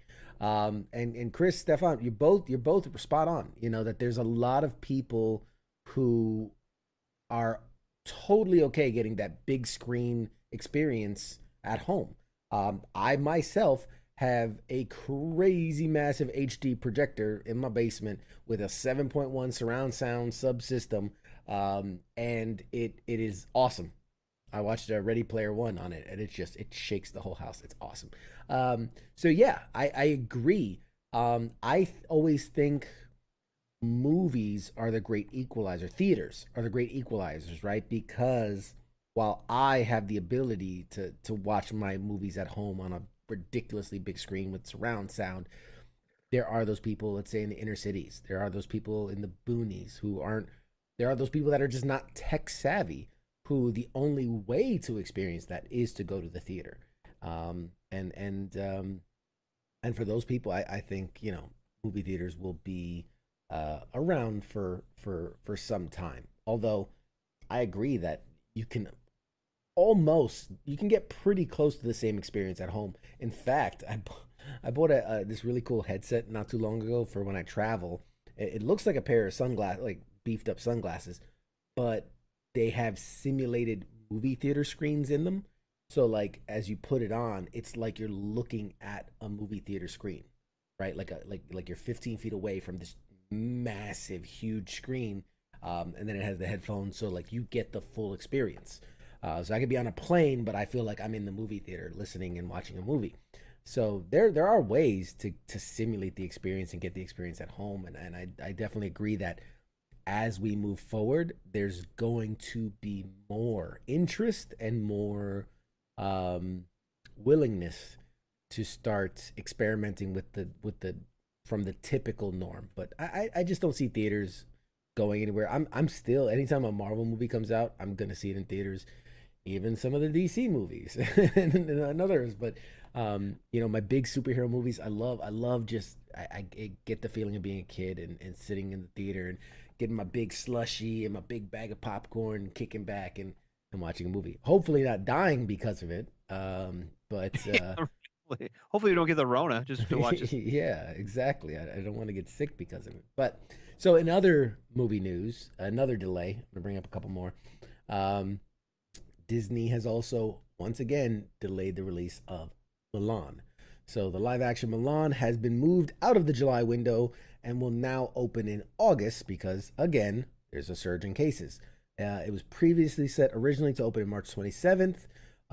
They pushed that movie. They pushed the other Disney movie that got pushed was the Dwayne Johnson Jungle Cruise. It was Dwayne Johnson and Emily Blunt led Jungle Cruise. They pushed that to 2021. The remake of 1998 animated film has shifted from shifted to July 24th. In mid-March, it was pushed to July 24th. Now it's going to be pushed to August. The delay was announced just days before the world's biggest theater chains began to start closing, and it was a whole thing. There's so many moves. Oh my god, I can't, like, I tried to track when every movie moved, and it's a mess at this point. It's an absolute mess. The Disney CEOs Bob Chapek in recent weeks did confirm that the tentpole titles with blockbuster potential, movies like Milan, movies like Black Widow, would not skip theaters and go to like on demand the same way that like Disney's Pixar Onward, that movie did. They won't be going straight to digital rental services, or they won't be going straight to streaming like Artemis Fowl, which was supposed to be a budget release, a big budget release, and ended up going straight to Disney Plus streaming. You know, he says that we believe in the theatrical experience, particularly to launch big blockbuster franchise films. It fuels the entire Disney company, from consumer products to theme parks, all the way to Disney Plus. And so we really think that the smart way to launch our big tentpole films is in theaters. He did say that the company would remain flexible due to the lack of hard and fast rules in regards to COVID-19. He reaffirmed that Disney does believe in the theatrical window and that its bigger films would simply just shift to later dates when all this settles down. So yeah, I mean that's another one. And then this one hurts. Bill and Ted Face the Music has also been delayed. So we took another big blow because Bill and Ted Face the Music has been pushed back to August 28th. Luckily, this is not a big shift because the film was originally set to hit theaters on the 21st of July, and then was moved to August 14th, and now it's been pushed back 2 more weeks to August 28th. So, you know, but no matter when it opens, the dedicated fans of Keanu Reeves and of Ted Logan and Bill S. Preston will be on hand to see the film. Recently, director Kevin Smith, guy we talk about often on the show, recently got to watch the movie, and he reviewed it on one of his little Facebook tirades, was literally crying reviewing the movie, saying that I saw the movie, it was fucking wonderful. He did say he was high as a kite while he watched it, but that he still really, really enjoyed it. It was fucking wonderful. It was adorable. He said, I hope that doesn't sound dismissive. I need everyone to remember that unlike, you know, Cheech and Chong or Jay and Silent Bob, you know, those are R-rated movies. Bill and Ted's Excellent Adventure is as you know, you can watch it with your family as it gets. And knowing that going into it, you know, that it's a family film, he says it's an amazing, adorable, wonderful, awesome film that stuck the landing. So, yeah, that's, you know, oh, actually, man, Heath, my man, you're talking about the new Highlander movie. I got something for that. Stay tuned. I'm trying to look through all your guys' comments. You guys are flooding the comments. I love it. They should be fingers crossed for a new Highlander movie. Stop looking for that big opening payday. Yeah, you're right, Kaz. You're absolutely right, man. Things have changed, at least for a while. Yeah, you're absolutely right. So yeah, I'm sorry, Radar. I'm sorry that I had to give you the bad news, but Bill and Ted will be a little later. So as of now, mark your calendars. Actually, you know, that is bad news for me. That's one. You're picking out the ones I'm actually excited about. There you go. I'm Like- getting better at it. I'm getting better at knowing which ones. You're getting better read like Radar likes dumb shit. No, About I'm it. excited. I'm excited for two. You know, I'm a big Keanu Reeves fan. I've said it many times. Anything he does, I will give it the benefit of the doubt. And so yeah, so Bill and Ted Face the Music will be released now, hopefully August 28th. Moving right along, I do have a Highlander movie comment, so hang around there, Heath. Go anywhere because I got something for you. We're getting there. What's next? Oh, Pirates of the Caribbean. We are in for something. And Stefan Matrix, I got that coming up too. So hang in there, bud. I love it. We're simpatico, man. People in the chats got comments for shit that I'm gonna be talking about here in a couple minutes. So you guys are awesome. Way to stay in it. Margot Robbie.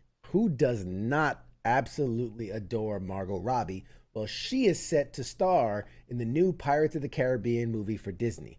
So the story goes, the Pirates of the Caribbean franchise is setting sail once again, but this time with a different star at the wheel. Birds of Prey, Harley Quinn herself, star Margot Robbie, is reportedly starring in a brand new Pirates of the Caribbean film for Disney, which will take place in the same world as the movies that starred Johnny Depp's Jack Sparrow. Christina Hudson, who wrote Birds of Prey and Paramount's Bumblebee, will actually be writing the script for the new Pirates of the Caribbean. This will be a new female-driven Pirates of the Caribbean story. It will not serve as a reboot or a sequel, technically. It will be its own original tale with new characters. Very much like the original pirate films, the new movie will take inspiration from the iconic attraction at Disneyland and Disney World. Kaz, great point. Will it fall flat like the Ghostbusters female cast? Now, I don't think this is going to be. See, the problem they did with the Ghostbusters movie is that this was like, oh, it's just a complete gender flip with Ghost and things like that. Like, they didn't really capture the essence of it, and they just kind of. I don't think this will be an all female cast. I think it's just a female led, right? You know, she's, I guess, the opposite of Johnny Depp, I guess. But I think there will be men in the movie, and not just like the dumb guy that was in the Ghostbusters for the comic relief of it. But here's where it's interesting to me. So they're saying that it will take place in the same universe as the Johnny Depp led Pirates of the Caribbean. So not necessarily a direct sequel, but in of that universe. This is where it gets interesting to me, because according to reports, this isn't the only Pirates of the Caribbean movie currently in development at Disney. Disney is also working on an actual reboot of the film franchise with the original writers and creator of the Pirates of the Caribbean movies. So Margot Robbie's film won't interfere with any plans for the reboot, and Jerry Bruckheimer is attached to produce both of them. So, I mean, how do you reboot a franchise that is actively happening? That's where I'm a bit confused here, because they're saying that Margot Robbie's is a continuation of, not necessarily a continuation of the Jack Sparrow story, but it's in of that same universe. Like, they exist in the same, you know, place, reality, but you're also going to reboot the original movies, creating a whole new, you know, universe and timeline or whatever. I mean, then again, you know, more Pirates of the Caribbean can't necessarily be a bad thing. It's kind of like the Fast and the Furious franchise, just boats and pirates and things, right? Am I right? Radar? Boats and I was saying I'm like boats and hoes and pirates and things. Oh crap! I'm like singing and shit. Boats and hoes. Boats and hoes, bitches. But I don't know, man. I don't know. The Ghostbusters thing was brought up earlier, and that does kind of scare me. Yeah, but You I know, mean, I'm let's go, you know, apples to apples, right? That was. Now, if it was like by the team that brought you the all-female Ghostbusters, I'd be like, "Oh shit, there we go." But I'm sure there's people out there who are like, "Girl power, do Ghostbusters." It was some bullshit. yeah, I have no problem with an all-female like there was a bit of a muddling of the message, which was like, "Oh, an all-female version won't work." Like, no, the movie sucked. It had nothing to do. I think they picked 4 phenomenal women to play the character. If the writing had been better, if the directing had been better, it would have been a better. It wasn't a good movie. I think you put men in there, it would have been garbage. Yeah, you could have put. I mean, you could have put me there. It'd been all right. But I mean, anybody else? I'm just saying, like it was a fucking trash movie, and that's what. I'm gonna say it, and I don't want to fucking jinx it. Okay. Mm-hmm. We talk about, you know, we've got these lead times. We got all these things. It takes this long to produce a movie, and it's Mm-hmm. Things have been closed, right? We've talked in the past, like maybe things are going to be amazing when they come up, right? Now, these have time. They're a lot of time post production. That's the hope. That's the hope. Flip side of that, what if we're going to have all these people just want to be first? People want to come out the gate. They're firing. They've been fucking sucking eye into it. They're going broke with money. They're hemorrhaging money. And they're just going to start putting out fucking garbage, throwing shit against the wall, hoping it sticks, just to make enough money to cover the rent for this month. You know what I mean? I mean, that is the very pessimistic other side of the coin. Yes, it is. I mean, and I hate saying that. I really hope it No, doesn't. you're come. right. Let's play devil's advocate, right? Let's not be emotional about it. Let's the reality. That very well could be the case in that people are so desperate to fill a void that I'm trying to think it through in my head, right? They're so desperate. They're like, like yeah, here's this great thing I've been working on, but here's 10 other pieces of shit that I really wouldn't have released otherwise. But we've got to fill windows. We've got to fill dates and things. It's very possible. We got to It's get very butts in possible. seats, and maybe someone will take it. Someone will bite. Someone will be bored, and because there's people that are, we talk about me who's not super excited about the theaters opening up. Mhm. Not. I don't think it's dumb. I'm not red hot about it either way. But you're gonna have people who are chomping at the bit the other way, saying, "Oh, I need a movie in, or I'm Yeah. a Billy." Oh no, you know what I mean? So they're gonna be all over it, whether it's fucking junk or not. Yeah. I mean, look at the people going shopping without face masks and freaking out because they have to wear face masks. Those are the people that will be running to the theaters to get in there as quick as possible. No, because I don't wear a face mask. Fuck that. um, I'm gorgeous. I'm not covering his shits up. right? That's the tragedy. That's the crime is covering that beautiful face. Yeah, Exactly. Chris says it'd be like redoing the Goonies. You can't make it. Let me tell you something. The day I will quit Pop Culture Warrior, I will unplug and walk away. I'll throw all this tech in the garbage. The day they say like, "Hey, we're redoing Back to the Future," I'm done. I quit. I hang up the CQ hat. I hang up the Pop Culture Warrior. Like, don't mess with the classics, man. Don't mess with it. I love Ghostbusters, but I was like, all right, they had an idea. I'm really glad they're doing that the real sequel to it. I'm excited for that one. They say we're gonna redo, Men in Black, or we're gonna redo. They redid Aladdin, and they redid all the like. Yeah, you're like that. I don't think that needed to be redone, but all right. No. But you start touching some of the classics, I'm done. I quit. I'm like, I'm out. like, you can reboot Spider-Man as many times as you want. I'll be on board each and every time. But yeah, you start touching something like Back to the Future, and I will burn this bitch down, top to bottom. It's going down. They will never do that. Leon says they're redoing Princess Bride supposedly. Yeah, I heard the same rumor. I couldn't find any truth to it yet. But yeah, Princess Bride. Yeah, they might be redoing it. Steve says, "Hey, Radar and CQ, what's up, buddy? How you doing, man? Thanks for joining us." Yeah, Stefan says, "I wish the virus was more Darwin oriented." I mean, yes, I agree with you, and if you think about it, it kind of is, because if people are willing to, gather in large crowds and not cover their face, then they kind of get what you deserve. I mean, you get sick. I mean, if I lick every door handle I can find, then I'm probably gonna get something. I mean, it's As long as you're like, I don't know. I've been pretty, but my throat has been hurting. Oh, God. I'm just playing. don't do it. Don't do it. No, but I mean, like, I don't know.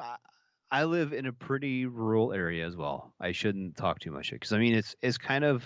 Yeah, you're out in the boonies, man. Yeah, exactly. I mean, not to be a dick, like tell you all live in cities, but Yeah, man. Sorry. Be considerate, man. Come on. Okay, so in more casting news, and talk about straight from your childhood, at least mine anyway. Do you remember Miss Frizzle and the Magic School Bus? yeah. Like, it's a classic, right? I think every kid has read it or seen the cartoons or whatever. The Magic School Bus is eventually coming to the big screen, and now we know who's not only going to be the producer, but Miss Frizzle herself, Elizabeth Banks, has been cast to be Miss Frizzle, and she'll also be producing the movie. So she will produce and star as Miss Frizzle in the adaptation of the children's classic. Scholastic Entertainment has teamed up with Universal Pictures, Mark Platt Productions, and Brownstone Productions to bring this series to life. Now, the series has sold over 80 million copies of the books, and has also spawned the hit PBS animated series, which ran for 18 years. The books also led to the 2017 Netflix series, and in both cases, some big names have voiced Miss Frizzle in the past. So Lily Tomlin voiced the role on the original show, while SNL's Kate McKinnon voiced the role in the Netflix series. So now we will see Elizabeth Banks bring her version to Miss Frizzle on the live on the big screen. So Stefan says that and Reading Rainbow. Yes, Reading Rainbow for sure. That's a classic. And Kaz, Kim Possible, really, Kaz? That's. I am surprised. It's a great show. Great show. I'm just surprised that you were a fan. The things you learn, very very interesting. And Chris, yes, back to a lack of creativity. Yeah, I mean they're pulling out all the stops. I mean, what's next? They're gonna reboot The Simpsons. I mean, come on, it's. Like let's bring some new material back. But speaking of retreading, and someone asked about this earlier, so I'm gonna bring it up. Keanu Reeves is back filming Matrix 4. So I've got a picture for this. Hang on. Actually, here I had a picture of Elizabeth Banks and Miss Frizzle. So there you go. That'll give you an idea of kind of what we're bringing to life there. But let's do that. Here he is, Mr. Keanu Reeves. I feel like I talk about Keanu Reeves every week, and I don't care. I love him. I love you, Keanu. Do you ever watch this? I love you. Keanu Reeves is back filming Matrix 4. So in one of the most highly anticipated productions to be starting up is the Matrix 4, and TMZ recently revealed a series of photos from the set of the Matrix 4, which shows Keanu Reeves, Carrie-Anne Moss, and the franchise newcomer Neil Patrick Harris arriving back on set. And according to the report, the photos are taken from the film's Berlin production after production was first halted in March earlier this year. So considering the fact that Matrix 4 was seemingly eyeing a July restart date, it seems like the film is ever so slightly ahead of schedule. That being said, the film's release will still be delayed almost a full year due to the pandemic, opening on April 1st, 2022, as opposed to May 21st of 2021. Keanu said that Lana Wachowski wrote a beautiful script and a wonderful story, and that it resonated with me.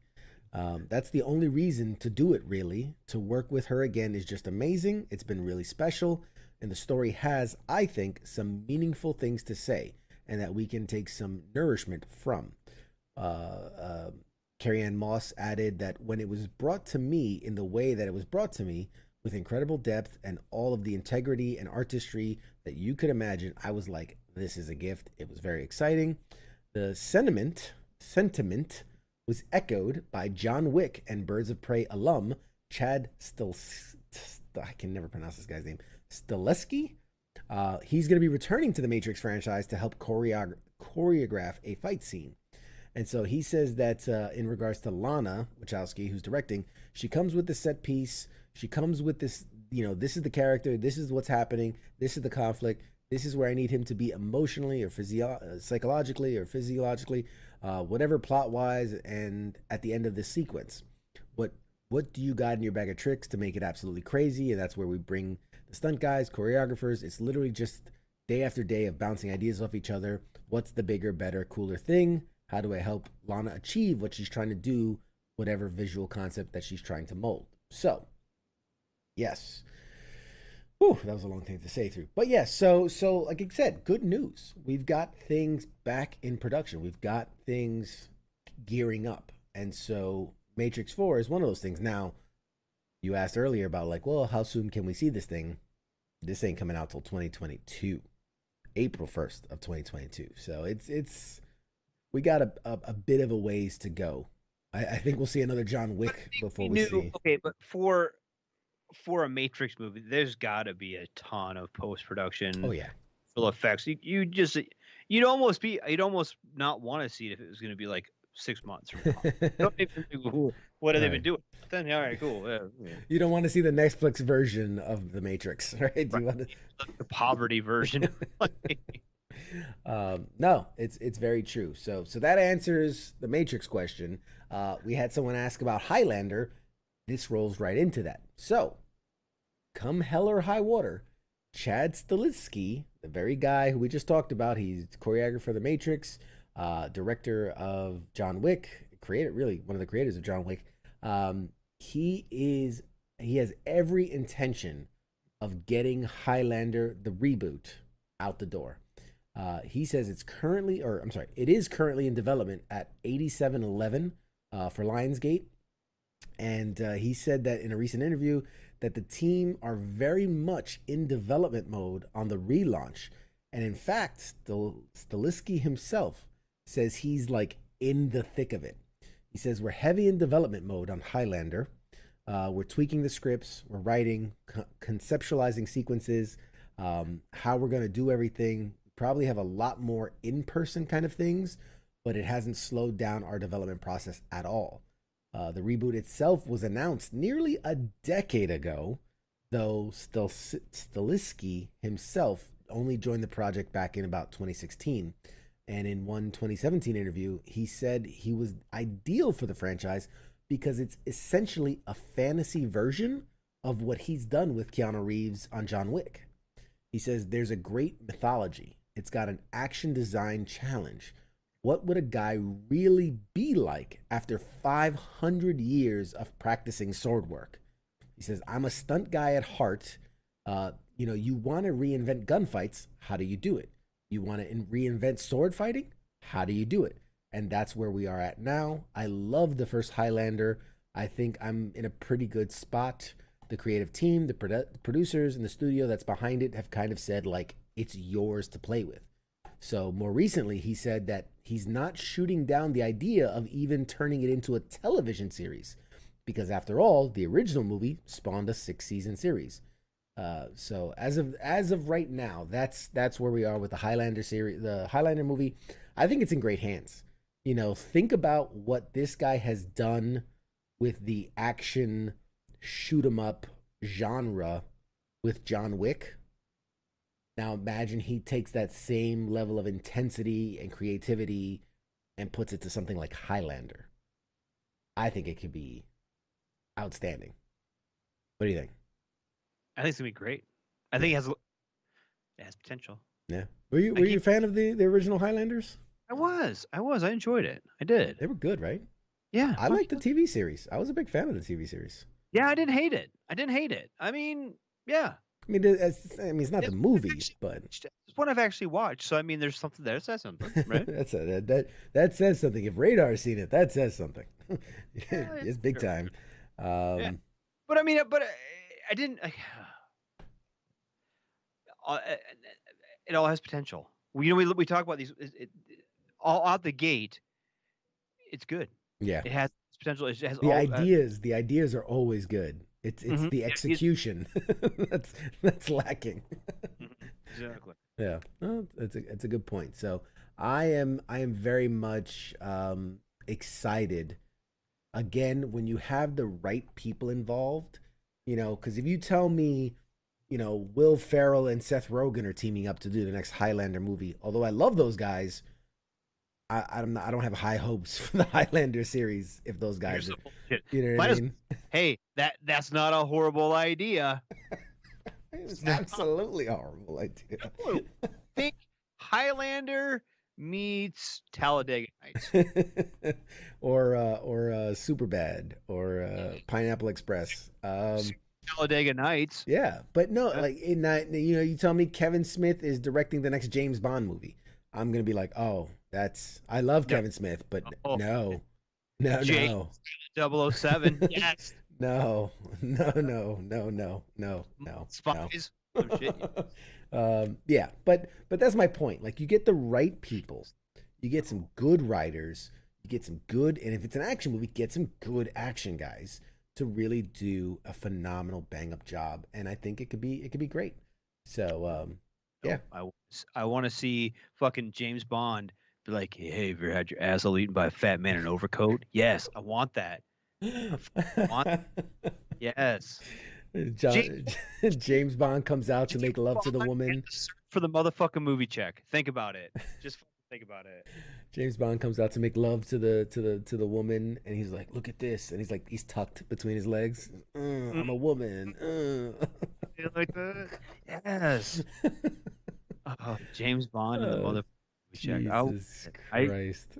see you shoot these ideas down. I'm like, fuck yeah, let's do all these things. No, Why not? no. All right, moving on. We're coming up to the end of the night. I got one WTF story of the week. Da, da, da, da, da, da, da.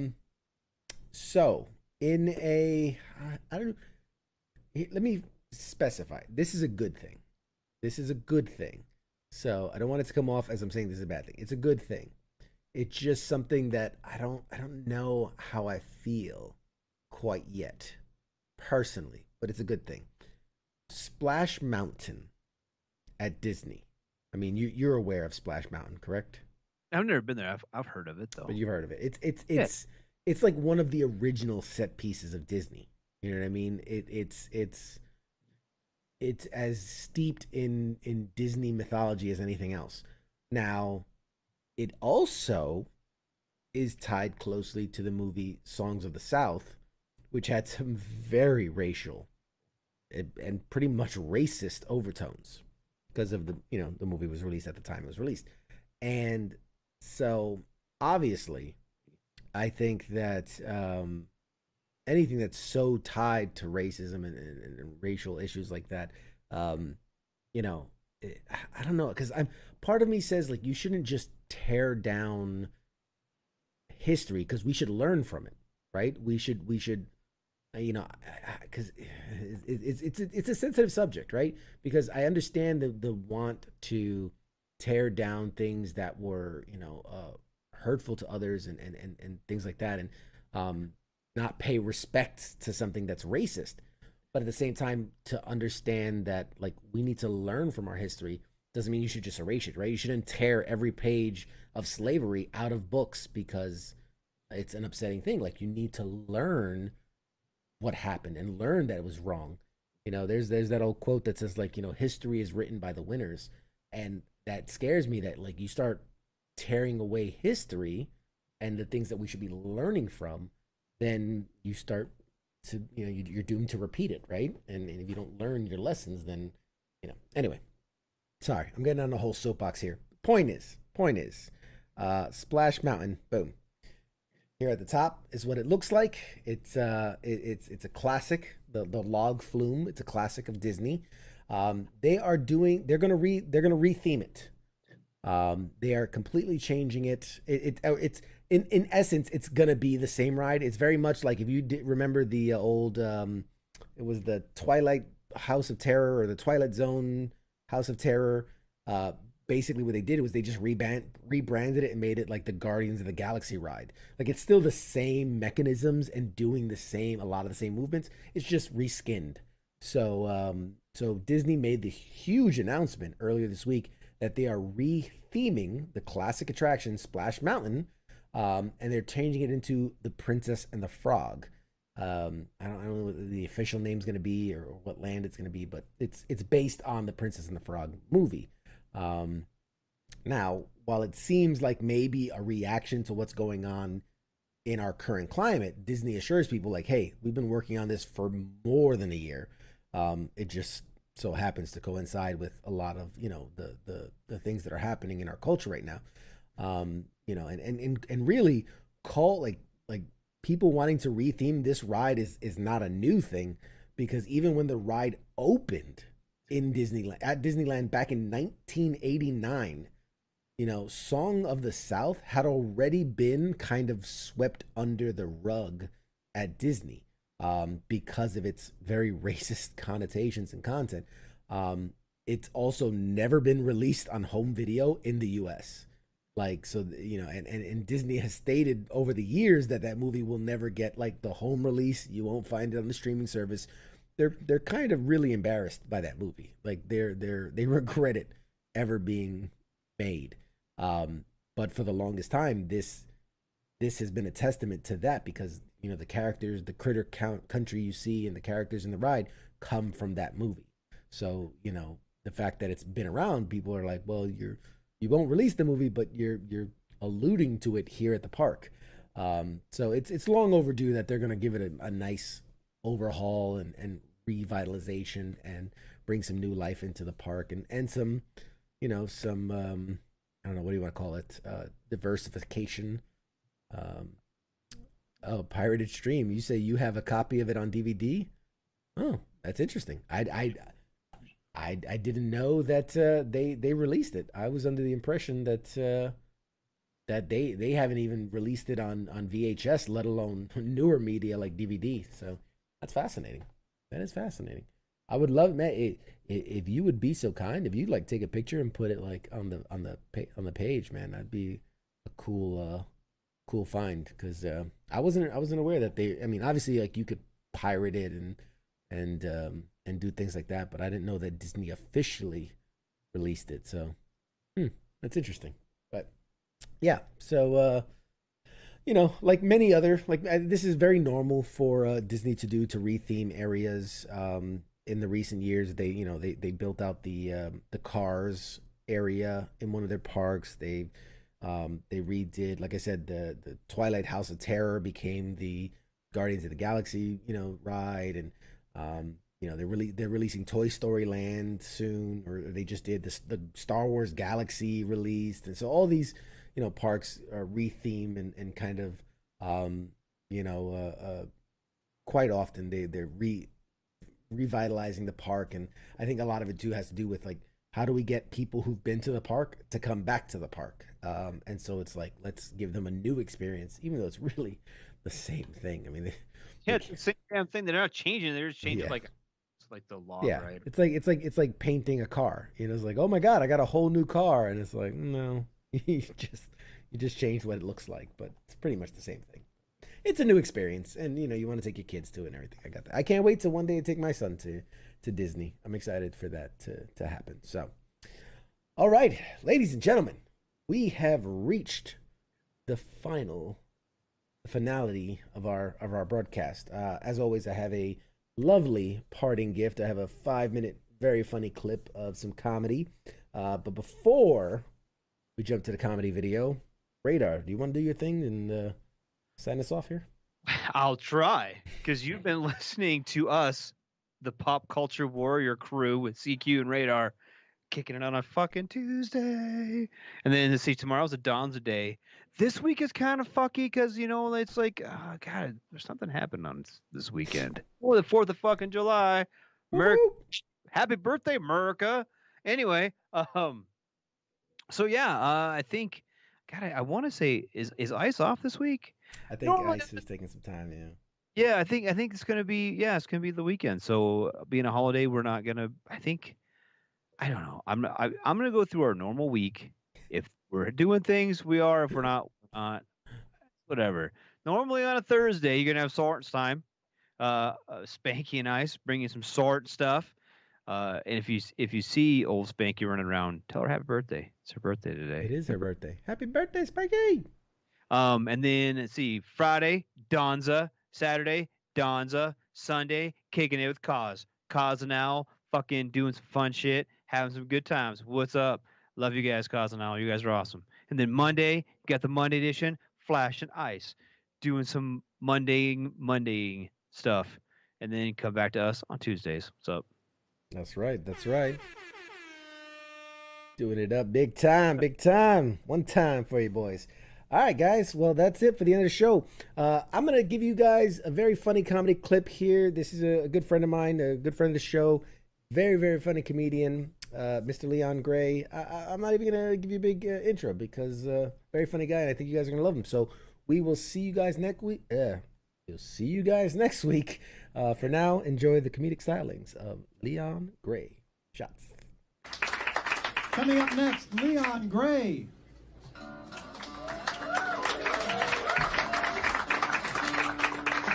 Thank you. I'm going to try to be funny since being hot's no longer an option. At least that's what I put on my Tinder profile. And the reason for that is because the older I get, the more I look like Mr. Garrison from South Park. I started college after I got out of the military, and because I was older than all of the other students, it was easier to make friends with their parents. And this one kid, Jalen, didn't like that very much. He'd always tell me, "You're not allowed to go out with my mom." Or, "Why are you in my house having breakfast?" One day he got mad and challenged me to a Mario Kart battle. But it wasn't even close. I beat him so bad that as I crossed the finish line, I dropped the controller and said, "Who's your daddy?" He said, "Not you." I said, "Not yet."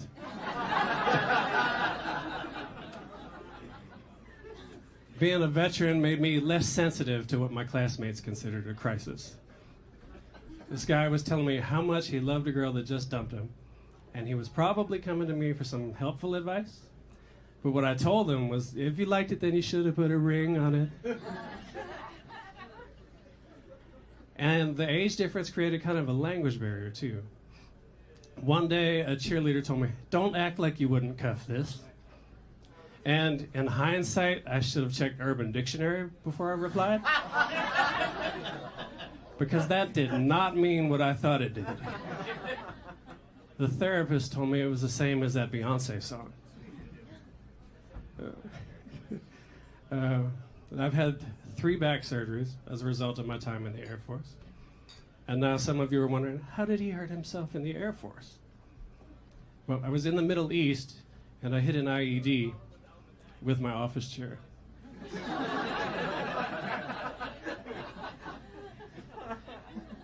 And the VA hospital doesn't like to give out pain medication, so I went out to get a medical marijuana card. And I get there, and they've got all these different types of marijuana, and none of it has a normal name. There's one that was called Blueberry Skunk. There's Moon Rocks. There was one called Bruce Banner. Okay, forget that last one. That one actually makes sense. But I asked the doctor, "What do you recommend for chronic pain?" And he said G-Spot is really good for that. So I said, "Cool, this will be the first time I've actually found it." For the guys that weren't laughing, your girlfriend will explain that later. I do a lot of driving for Uber, and you'd be surprised how many people would rather take an Uber to the emergency room. I usually ask those people the same 2 questions. 1, you know this is a Prius, right? And 2, what's wrong with you in case I have to try to keep you alive? And sometimes I regret that second question.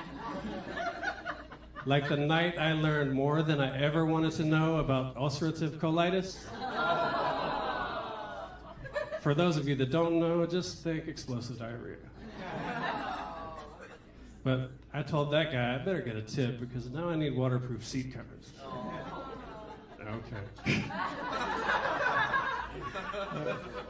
Let's try something else.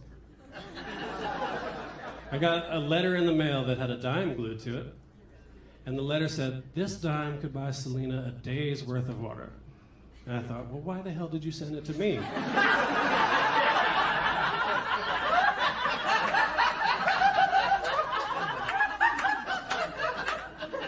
And then I thought, she probably wouldn't be so thirsty if you didn't make her lick all these envelopes.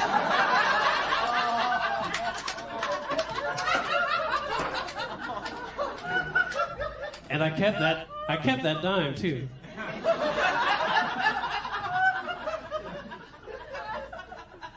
I think technology has made it easier for people to embarrass themselves. I had a friend that somehow started a Facebook Live in her sleep.